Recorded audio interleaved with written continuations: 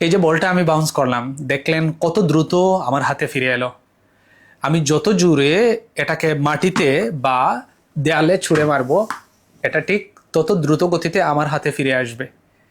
একইভাবে আমি যদি একটা সাধারণ বল বা এই টেনিস বলের বাতাসটা কমিয়ে এভাবে ছুঁড়ে মারি, তাহলে একই গতিতে এটা আমার কাছে ফিরে আসবে কিনা?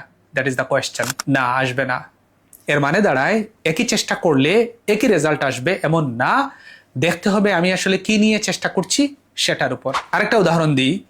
আপনি গাড়ি ড্রাইভ পারেন, সিলেট বা ঢাকা শহরে গাড়ি ড্রাইভ করতে পারেন, আর আপনার ভাই লন্ডন বা নিউ ইয়র্কে একই কাজ করেন। পরিসংখ্যান বলে যাবতীয় খরচ বাদ দিয়ে বাংলাদেশের একজন উবার ড্রাইভারের মাসিক উপার্জন 30,000 থেকে 40,000 টাকা, আর ইউকের একজন উবার ড্রাইভারের সেই উপার্জন 1500 থেকে 2200 পাউন্ড, যা বাংলাদেশের টাকায় 2,15,000 থেকে 3,30,000 মতো।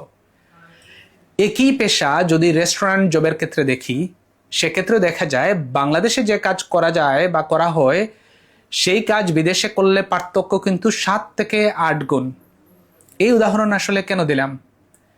অনেকেই মনে করেন পরিশ্রম করলেই জীবনে সফলতা আসবে। এই কথাটি যেমন সত্য, তেমনি পুরোপুরি সত্য না। আপনার লাইফের ড্রিম যদি থাকে অনেক টাকা উপার্জন, এই ড্রিম থাকা ভালো নাকি খারাপ সেটা পরের আলাপ। আপনাকে কাজ বেছে নেবার পাশাপাশি কারেন্সিও বেছে নিতে হবে। এই যে সিলেট থেকে এত মানুষ বিদেশে যায়, সেটার কারণ কি? বাংলাদেশেও গাড়ি চালানো যায়, রেস্টুরেন্টে জব করা যায়, সুপার শপে জব করা যায়, কেয়ার গিভার হওয়া যায়, তবুও তারা বিদেশকে বেছে নেন কেন? অতি সরলীকরণ করেও যদি আমি বলি, তাহলে বলতে হয় কারেন্সি এর কারণে। এইচএসসি পরীক্ষা তো শেষ, কিন্তু এখন সিদ্ধান্ত নেবার সময়।